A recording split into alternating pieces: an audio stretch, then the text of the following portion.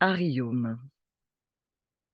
Dans le groupe WhatsApp, de Graines de vie, beaucoup de personnes partagent de belles images, de belles pensées, de beaux textes, écrits par d'autres personnes. Et hier, je crois, il y a une personne qui, elle, était pas du tout dans un vécu, qu'elle qualifie de lumineux, et elle s'interrogeait si c'était l'endroit pour le partager, parce qu'elle était presque gênée de le faire, vu que tout le monde partage des jolies pensées, des jolies images, que des choses très, très jolies.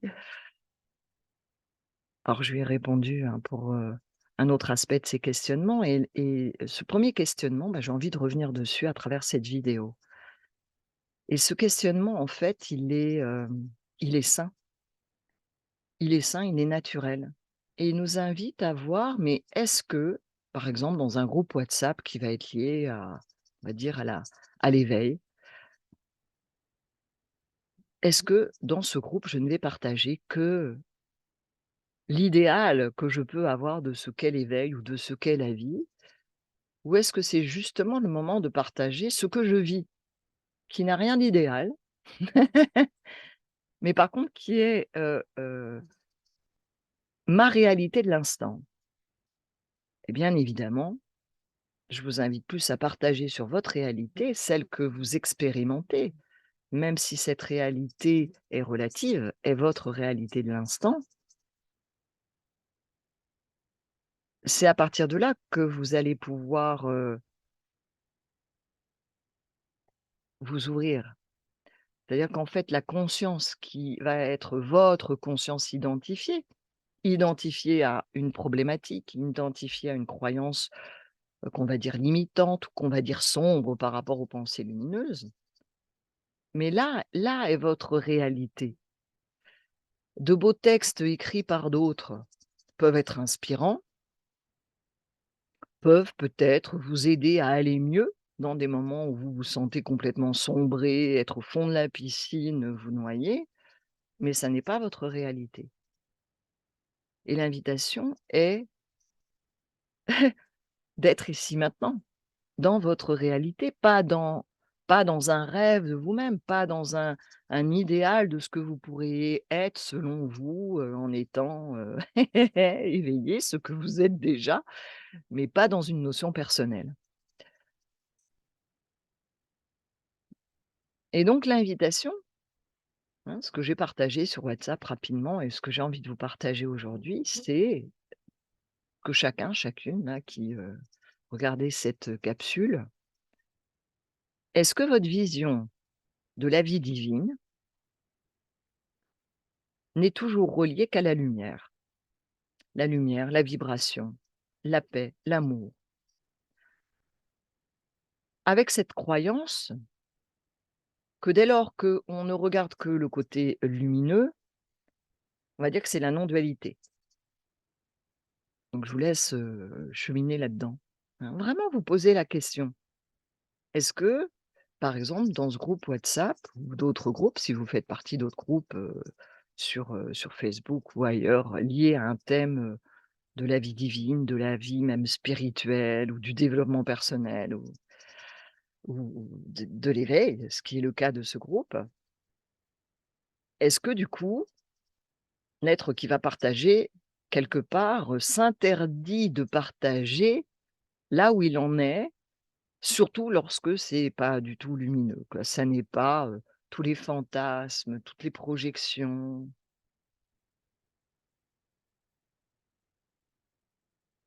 Donc posez-vous cette question.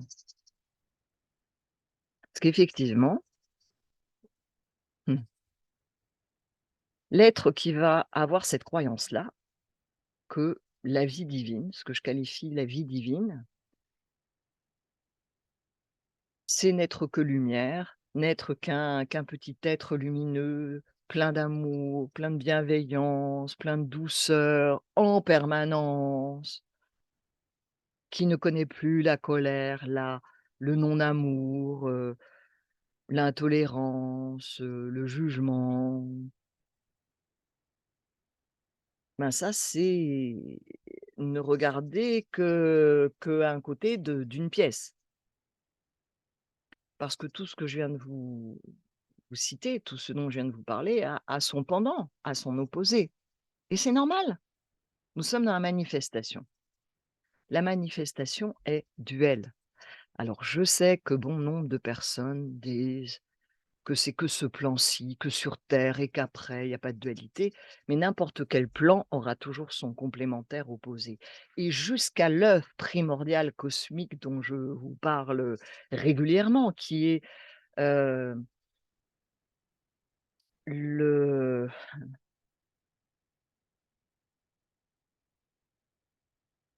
l'aboutissement de la voie du cœur, qui est une voie tantrique non duelle, mais qui n'en est pas la finalité. Même au niveau de cette graine primordiale, il y a encore une dualité.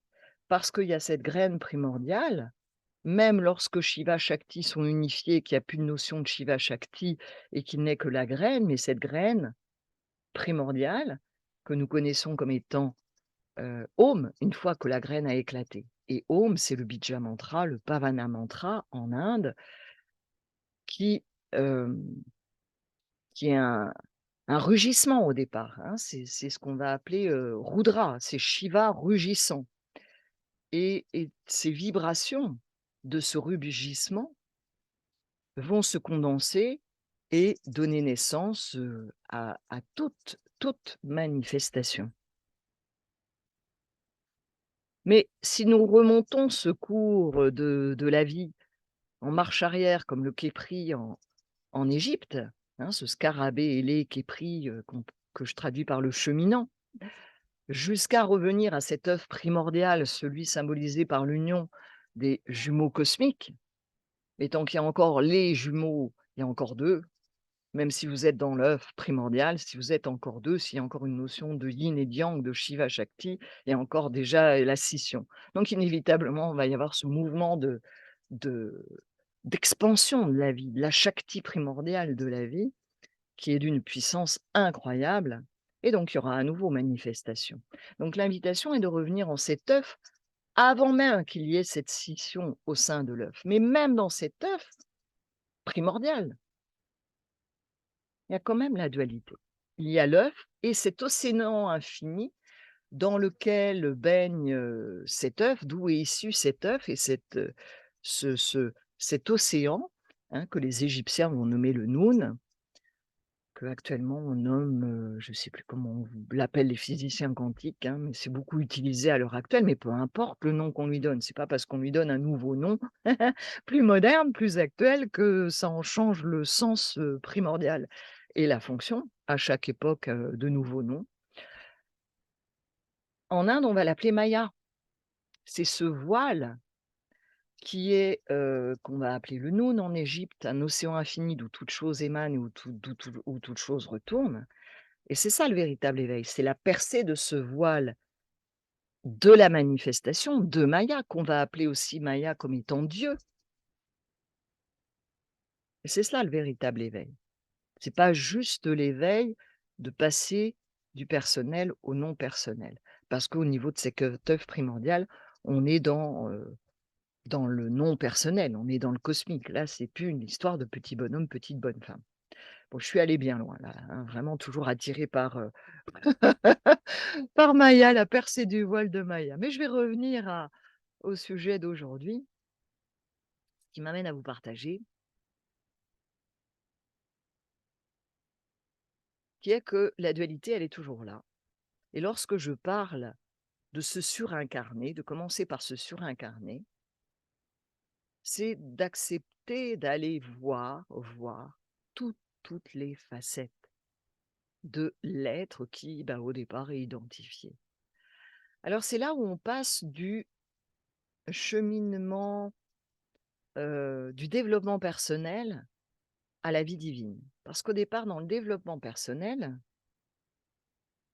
l'être qui va avoir une démarche de développement personnel, ce qui est en général le départ de tout être qui va s'ouvrir après à la vie spirituelle et éventuellement à la vie divine, à l'éveil, à la réalité, à la réalité de son être, à ce qui est. C'est ça pour moi la vie divine. Non, très souvent, on démarre par le développement personnel. Et le développement personnel, c'est le développement de la persona, du personnage, de la persona je, qui bien souvent vient au développement personnel parce qu'il a des souffrances. Il souffre et donc il essaye d'aller mieux, cet être identifié à son histoire personnelle. Et bien évidemment, il va chercher l'opposé de ce qu'il a vécu. Hein, s'il a, subi des violences, physiques, verbales, bah, il va chercher, à développer la confiance en soi, à être dans un milieu propice, à la paix, à l'empathie, à des échanges humains, doux, agréables, toujours pour le jeu, qui viennent pour compenser les blessures. C'est-à-dire, on va dire qu'il a vécu, par exemple, essentiellement de ce côté-ci de la face, d'une pièce de monnaie et pour compenser, eh bien, il va chercher à développer l'autre facette. Donc la paix, l'amour, la confiance en soi, la confiance en l'autre, la beauté. Donc il va apprécier des paysages, doux, beaux, représentant la beauté, des musiques qui vont amener la joie. Mais tout cela tourne autour du jeu toujours, qui est au cœur de tout, qui cherche la jouissance, qui recherche le bonheur, qui recherche la paix, après avoir vécu, la non-paix, le malheur, la non-jouissance. Donc c'est le développement personnel. Donc au départ, le développement personnel va chercher à apaiser, donc va développer le côté opposé de ce qu'aura vécu l'être pour, en fait, pour retrouver un équilibre. Ensuite, lorsque l'être, par exemple, je sais pas, par exemple, va suivre des cours de yoga ou, de reiki ou d'autres choses, va s'ouvrir à la vie spirituelle. Il va avoir tendance à vouloir garder le même schéma. C'est-à-dire au départ, on va dire, il était dans sa phase d'ombre, sa phase de douleur, de non-amour, de jugement, de protection. Il a développé une autre phase qu'on va dire lumineuse, d'amour, d'empathie, de présence à l'autre. Et dans la vie spirituelle, il va avoir tendance à croire que la vie spirituelle, c'est la phase de lumière maintenue en permanence. Mais il y a toujours le jeu au centre de cela. Et si l'être, commence, à accéder à certaines pratiques et certaines expériences, plutôt accéder à certaines expériences par certaines pratiques, des expériences, de contrôle du souffle, du corps, des pensées, qui peuvent amener, hem, à des expériences psychiques, mais aussi à développer un pouvoir personnel, alors, ça devient, son phare dans la nuit et il commence à croire, cet être, que la vie divine, ça sera juste une continuité, mais en mieux, c'est-à-dire où lui devient Dieu. Mais un Dieu qui n'est qu'amour, qui n'est que lumière, qui n'est que la face, lumineuse de la manifestation.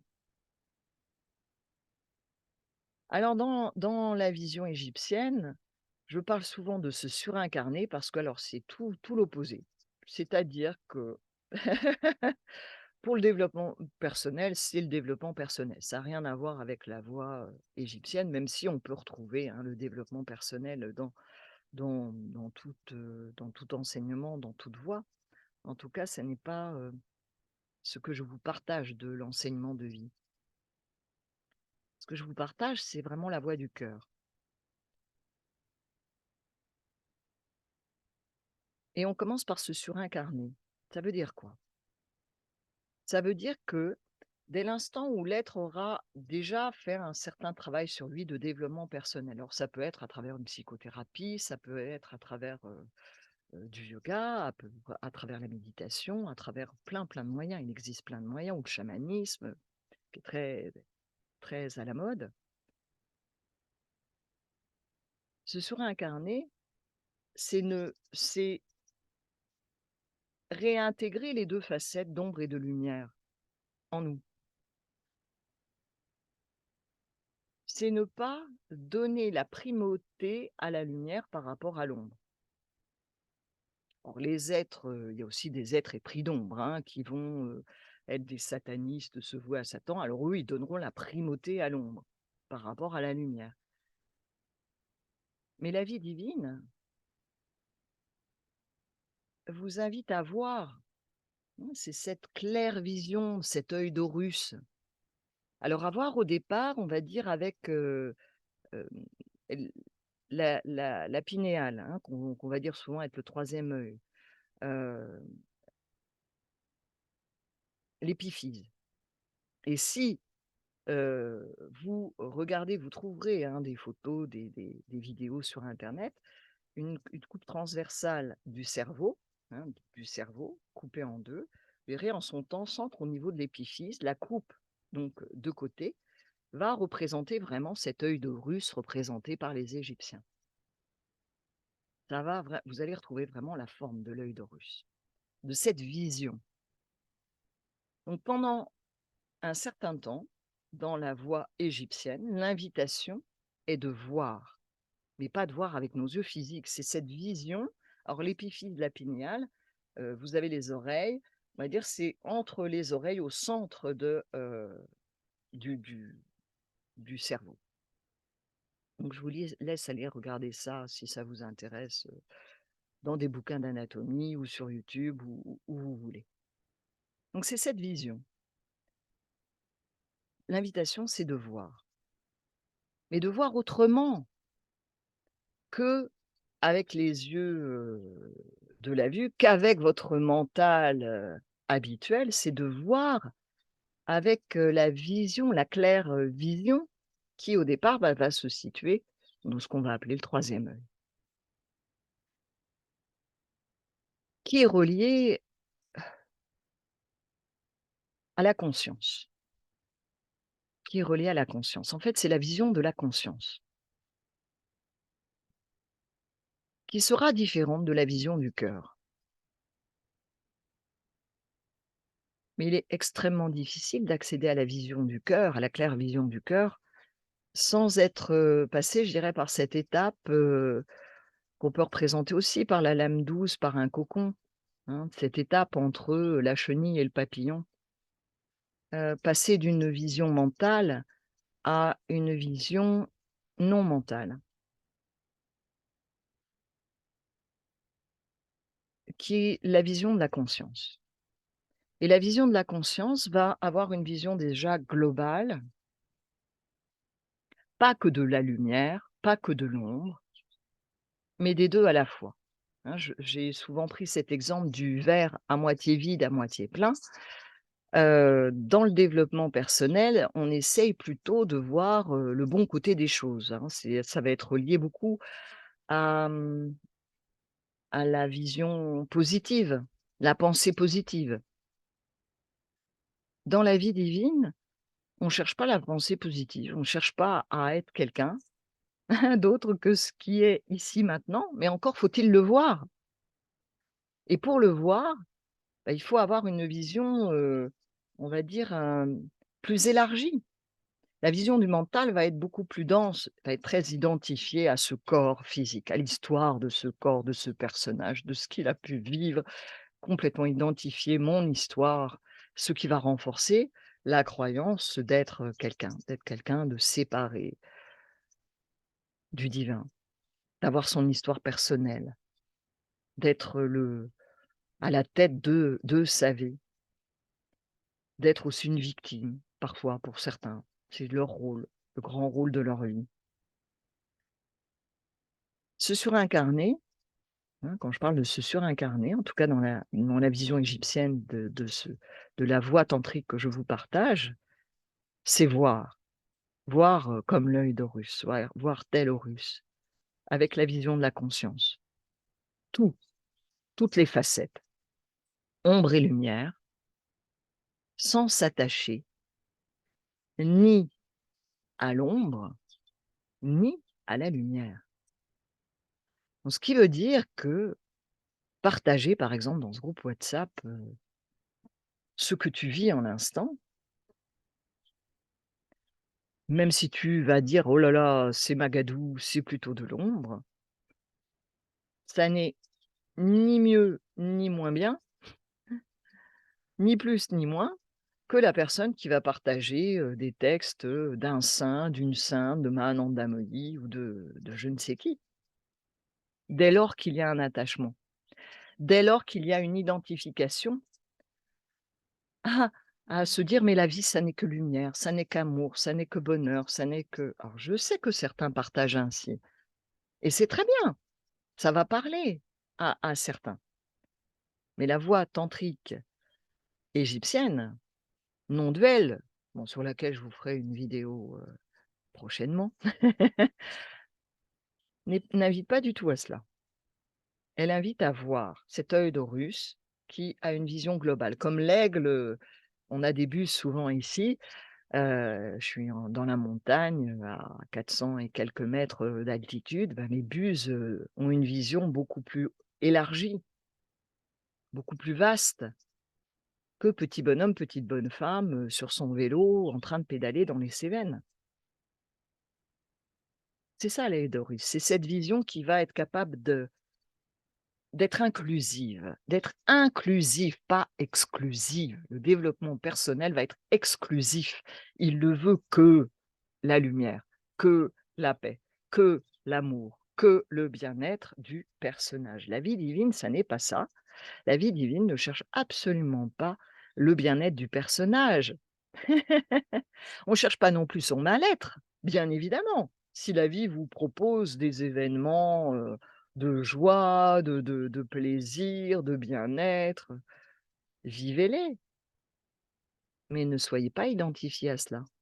C'est-à-dire que lorsque ça s'arrête, ça s'arrête. Ça ne se présente pas, ça ne se présente pas.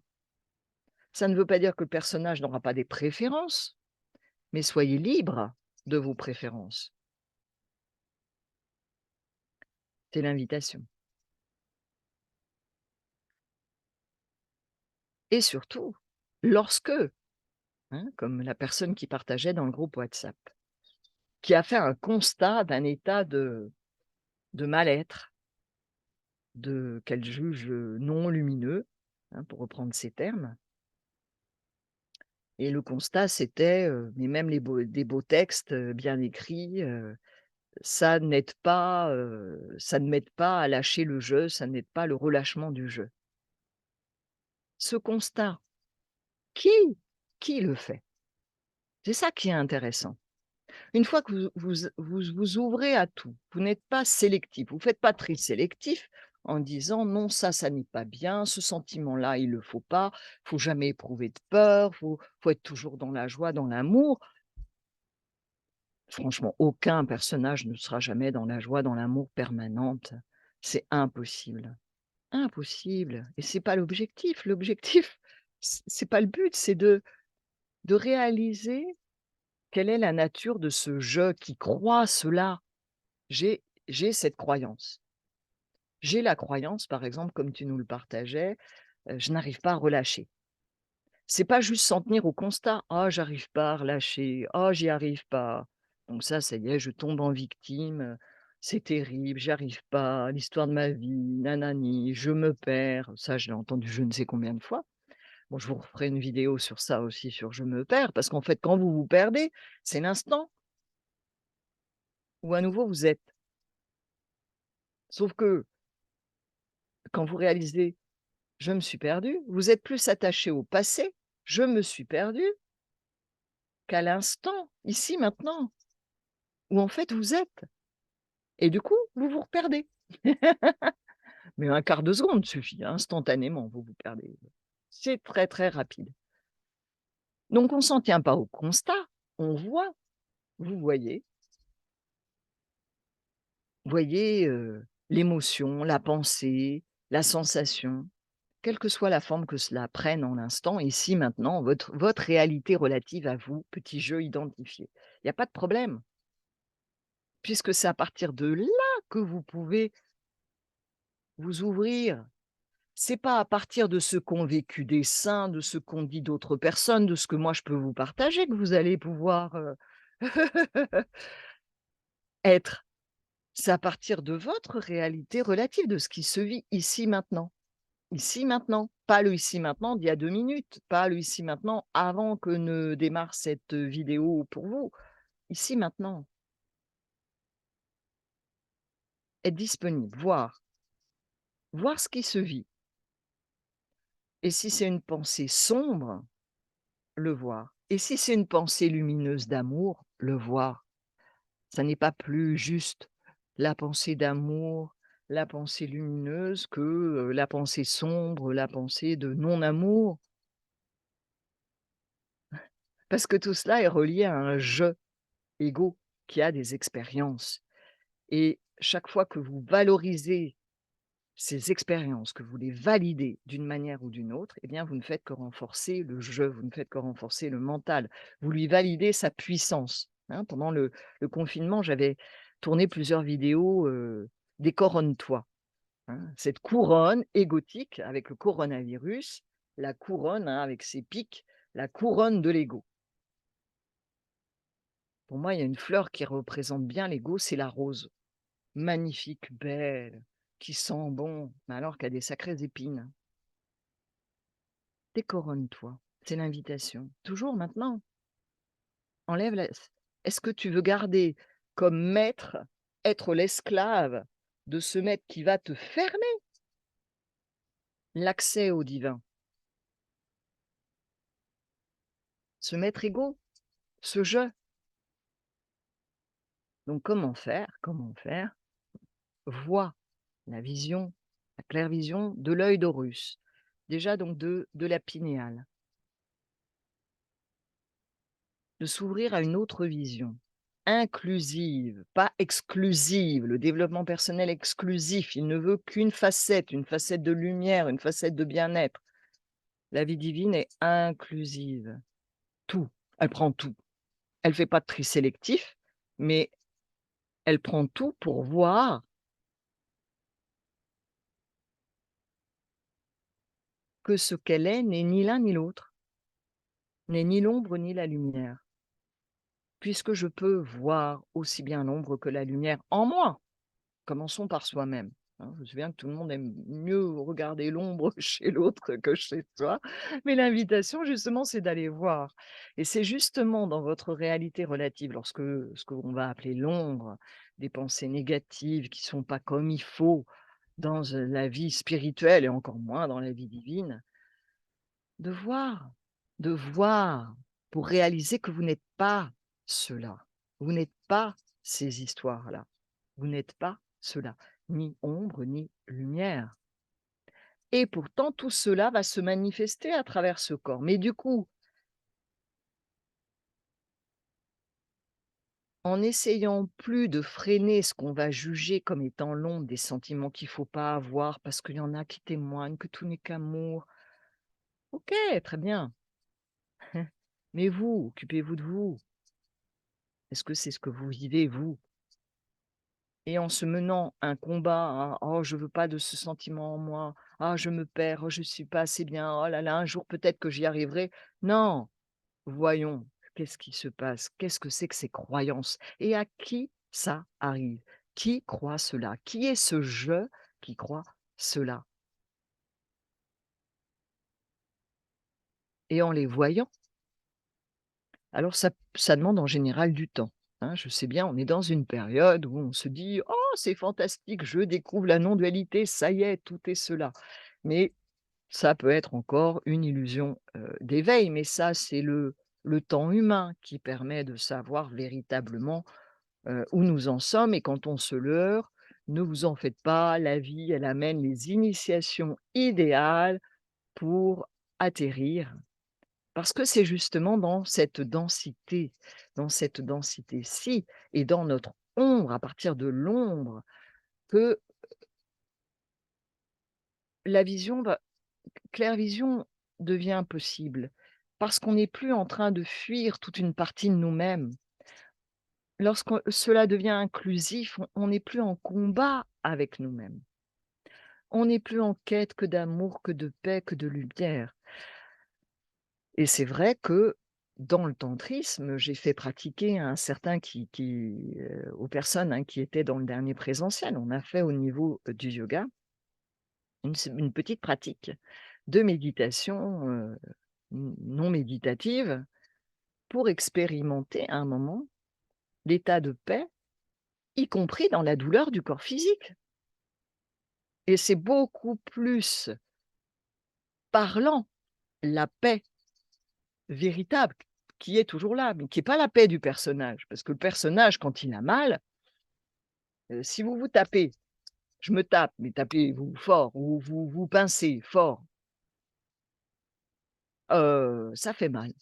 Et donc qu'est-ce qu'on a envie de faire dans le développement personnel? Eh ben, on va éviter de se taper et de se pincer. Ou dans la pratique méditative où on ne bouge pas pendant 1 heure et demie, alors que le corps vous rappelle que vous avez mal, qu'il y a une sciatique qui se développe, que l'épaule vous supportez plus, d'aller dans cette paix intérieure, qui est toujours là. Mais vous aurez beaucoup plus conscience de cette paix qui est présente éternellement, en permanence et qui n'est pas la paix du personnage, qui est la paix de ce qui est cet océan calme, qui n'est pas vous en tant qu'océan. Vous en prendrez réellement beaucoup plus conscience lorsque vous êtes en douleur. Parce qu'il y a un tel écart entre ce que va vivre le personnage, qui va être par exemple une grande douleur, d'avoir perdu par exemple l'amour de votre vie, ou d'être en méditation, de pas bouger, de vous dire: «Je ne bouge pas», alors que le corps a mal et malgré la douleur ou émotionnelle ou physique ou mentale, avec des pensées qui vont vous perturber, vous perturber, vous perturber, d'accéder à la paix profonde. Alors que le corps continue de souffrir, alors que le cœur continue de souffrir de la perte de l'amour de sa vie, alors que les pensées obsédantes continuent, d'être totalement en paix. C'est beaucoup plus parlant que lorsque le personnage est heureux. Parce que du coup, vous ne faites pas la distinction entre la paix du personnage et la paix de ce qui est. C'est pour cela que l'invitation n'est certainement pas de fuir vos moments que vous allez dire: «Oh là là, j'ose pas les partager dans le groupe WhatsApp parce que tout le monde partage que des choses lumineuses». Oui, mais quelle est votre vie au quotidien? Que des choses lumineuses? Est-ce que votre but, c'est d'être un saint ou c'est d'être qui vous êtes réellement? Parce qu'un saint n'est pas forcément,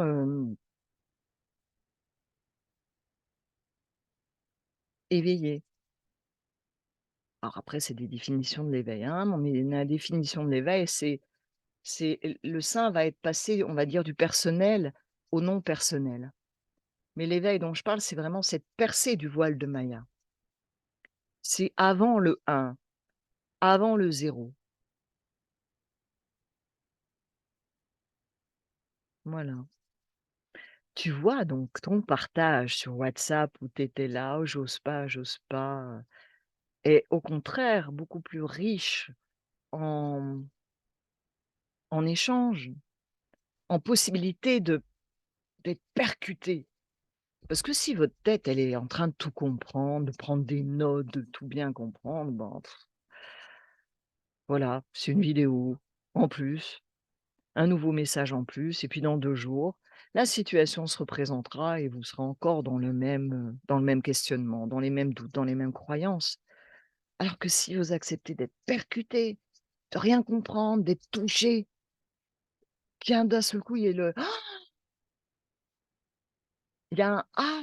mais il y a pas le mental derrière qui va dire: «Ah bah oui, ah bah dis ta ta ta ta ta ta ta ta ta». Il y a juste le «Ah!» c'est cette, extase que j'ai pu partager à un moment donné dans un présentiel de la science des voyelles égyptiennes. Cette extase sans saisie, sans rien chercher d'autre. Voilà, bah, il s'est passé plein de choses.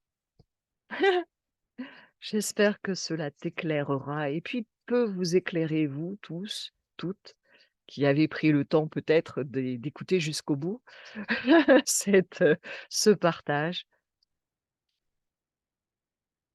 Donc ne vous en tenez pas aux constats que vous pouvez faire, des constats amers, de ne pas y arriver. Ne vous en tenez pas aux constats lumineux: «Oh aujourd'hui c'était fantastique, j'étais tellement centré».